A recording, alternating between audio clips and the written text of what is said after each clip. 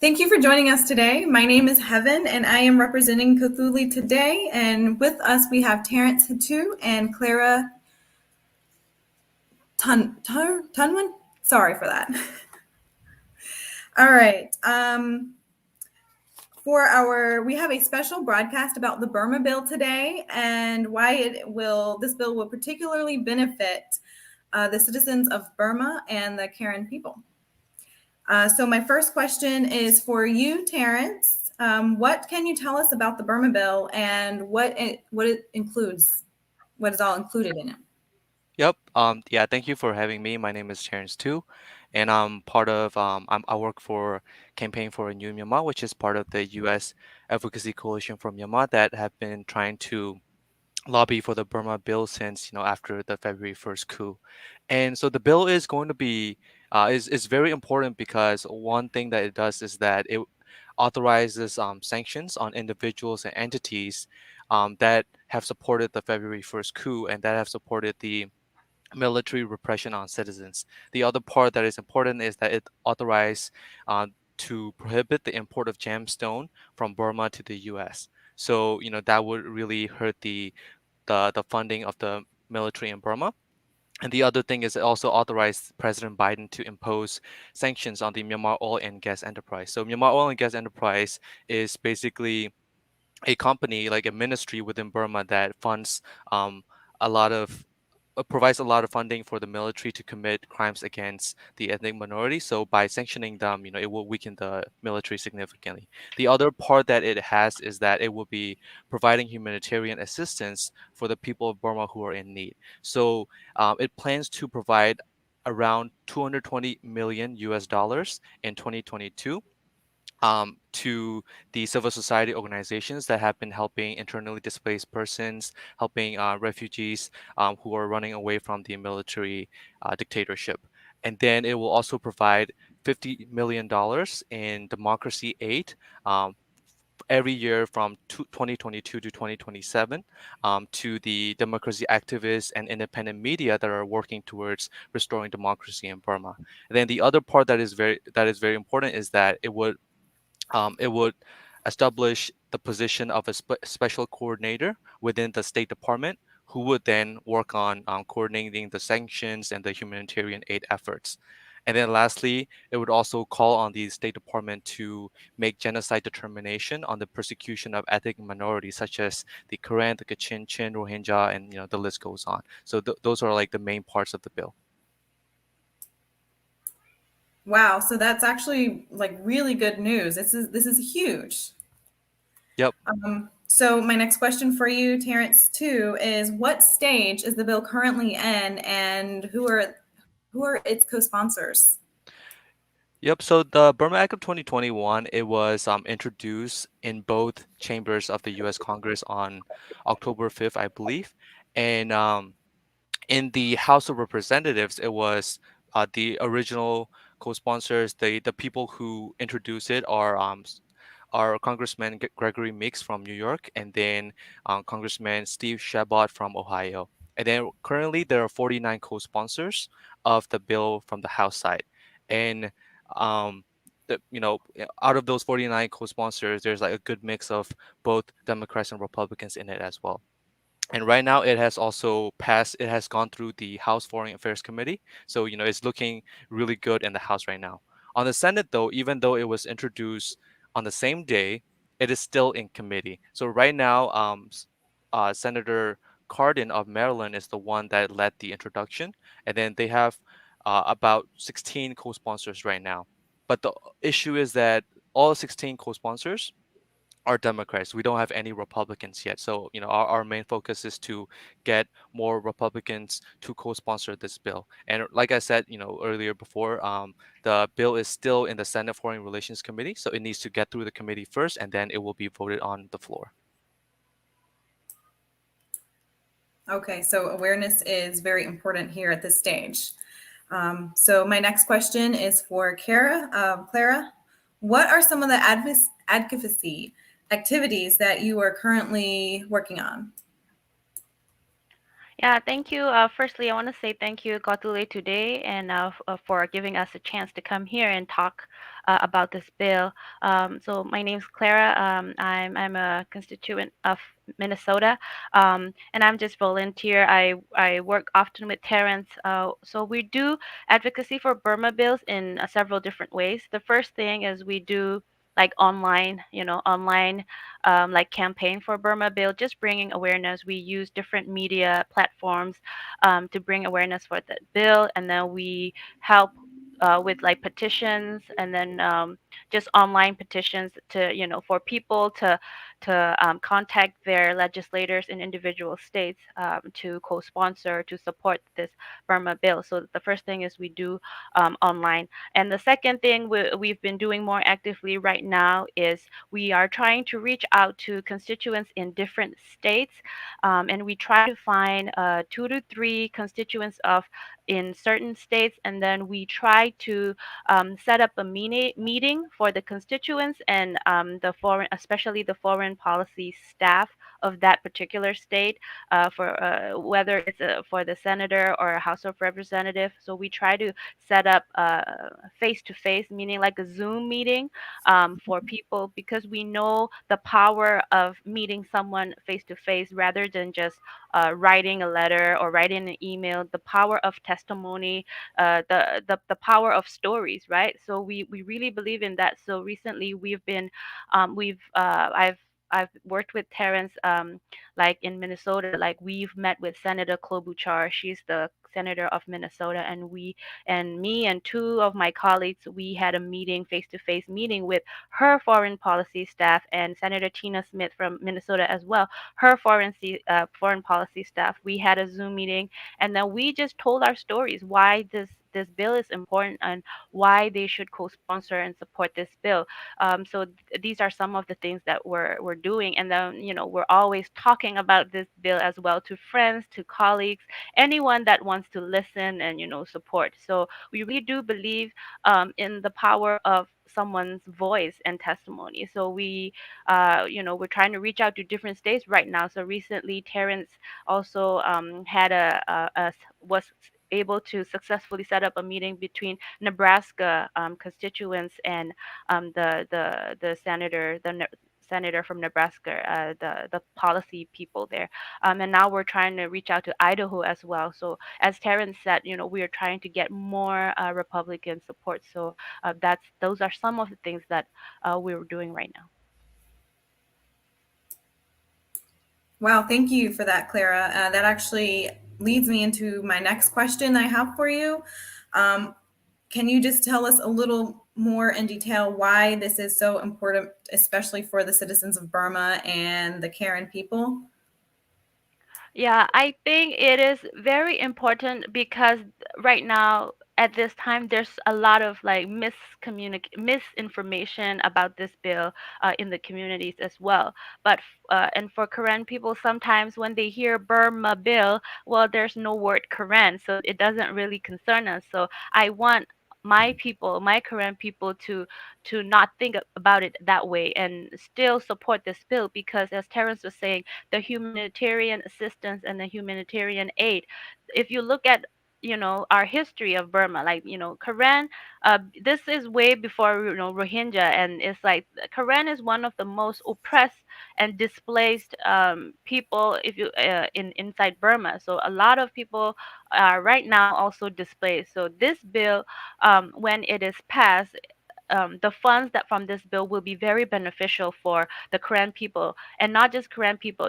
Anyone that is displaced and have to flee right now, like especially conflict areas like Chin and also Kachin, Karenni, everywhere right now. So, but especially I want to reach out to my own Karen people too, because our people right now, we are in different, like almost all 50 states of America now. We are productive, we're contributing to the American society, and then I want to tell them, we have a voice now. So this bill really concerns us, and then we really need to, support this bill by reaching out to our legislators, in our individual states, because our senators, our House of Representatives, they are our voice. So they have to hear us, and then they have to do something about it. So that's my belief, and that's the message I want to give to them.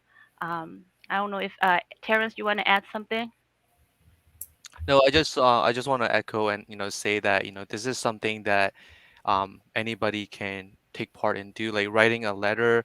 There are like templates that are available. A lot of different organizations have those like letter templates that you can simply use and then put your name in and then send. The letters can be powerful too. The petitions can be powerful too. But those meetings, right? The meetings with the Senate, staff members, those are the most powerful because what basically what I want to say is that the United States care about what happens in other countries.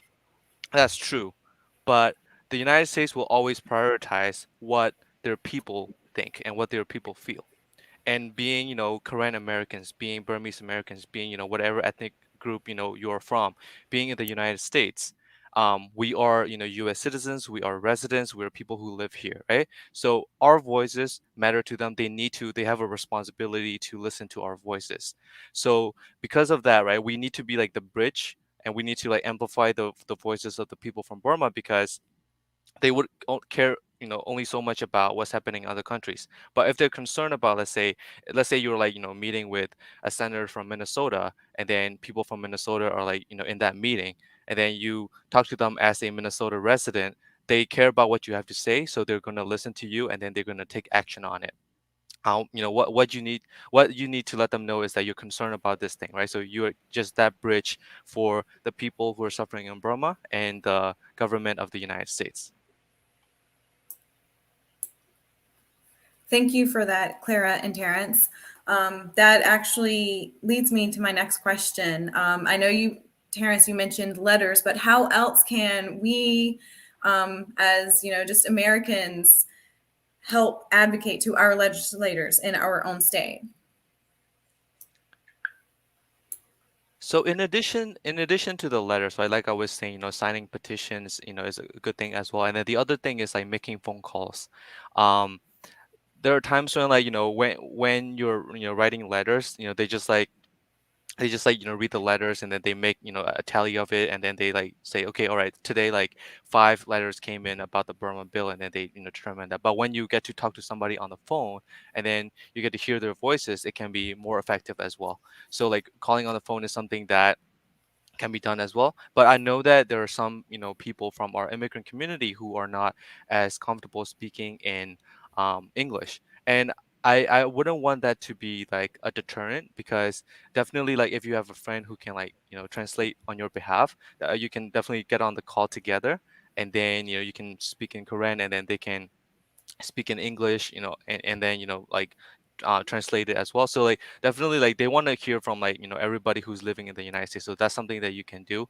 And then the other thing that we mentioned was basically being in those actual meetings with the staff of the senators. Right now we're focusing on the Republican states. States with like Republican senators, because in the Senate we do not have any Republican co-sponsor. So if you are living in a state, for example, like Florida, where you have Republican senators, or Nebraska, where you have Republican senators, and the list goes on. Definitely, you can like you can reach out to me. You can reach out to U.S. Advocacy Coalition for Myanmar. We have a Facebook page too, so you can just visit that, and then you can find out ways where you can get involved, and we can help train you so that we can prepare you for the your meetings with your senators. And Clara, do you have anything else you would like to add? So all also I want to add, so the advocacy part, sometimes we are in our little bubble, right? Like we don't really reach out to people who don't have ties to Burma. But then, we have coworkers, right? Like we have church members that we go to certain church. We have colleagues, anyone. So talk about this bill. Talk about what's going on in Burma. Like if we don't talk if we don't talk to fellow Americans about it, like who would do it for us? So just don't be shy, speak up, because we've been our voices have been oppressed for so long in Burma. Like we think that if we talk now nobody would listen, but let's change that mindset and let's talk about this bill. Let's talk about our stories to our fellow Americans. Yeah. Absolutely. I agree with you. And I have dear friends of mine who are from Karen as well. And don't be afraid to ask. I'm here right now. I want to help in whatever way I can. And it's been very informative. So thank you both, Clara and Terrence, um, for today. And thank you tonight for all your time this evening. Below, we will, if you don't mind, Terrence and Clara to give us a telephone number and maybe address. That way we can include it down below so that we know where to send those letters, where to make that phone call.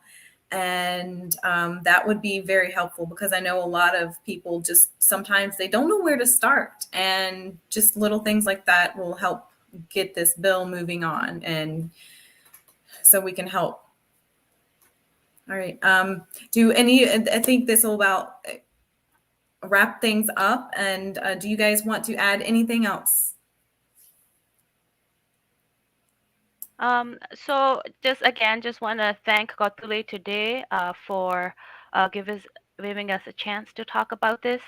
So especially, I want to I want to focus again why this bill is important for the people of Burma and especially for our ethnic people. You know, just not just Karen, like Karen, Kachin, any displaced people right now.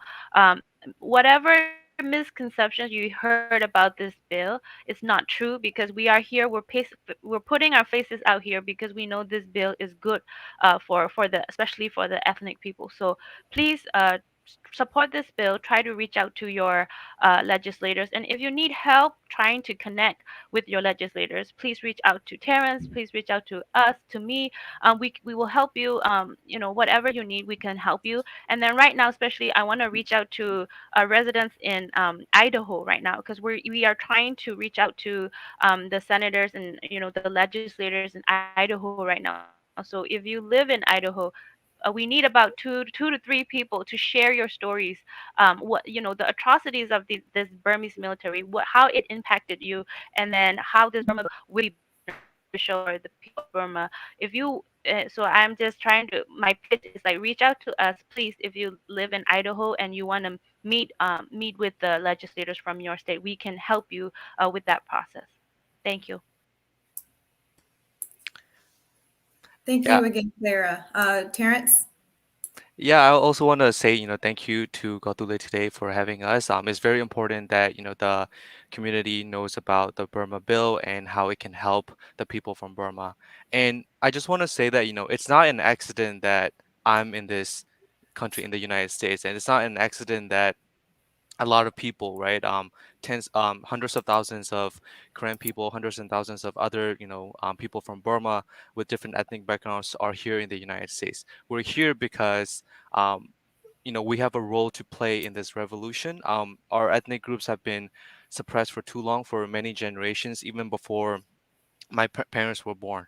So we need to win this revolution now. We need to like end it, and in order to do that we need a lot of help from the Americans, right? The Korean Americans, Burmese Americans, everybody living in the United States. The people of Burma are counting on us. The United States is one of the most powerful country in the world, and again, we're not here as an accident. We're here with a purpose. So let's, try to work together, and then try to lobby our government so that they will be able to help our families and friends back in Burma, so that we will be victorious and we'll be able to completely uproot the military dictatorship once and for all.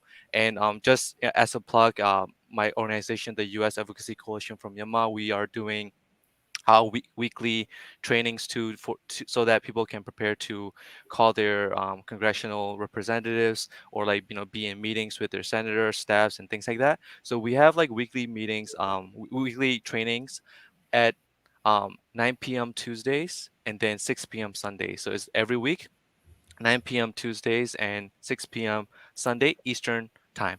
So if you are interested, please visit the U.S. Advocacy Coalition for Myanmar website as well. And sorry, not the website, the Facebook page. Thank you very much. Thanks again, Clara and Terrence. And again, thank you for joining us here at Cthulhu today. I hope you have a great evening. And remember, Idaho, we need you.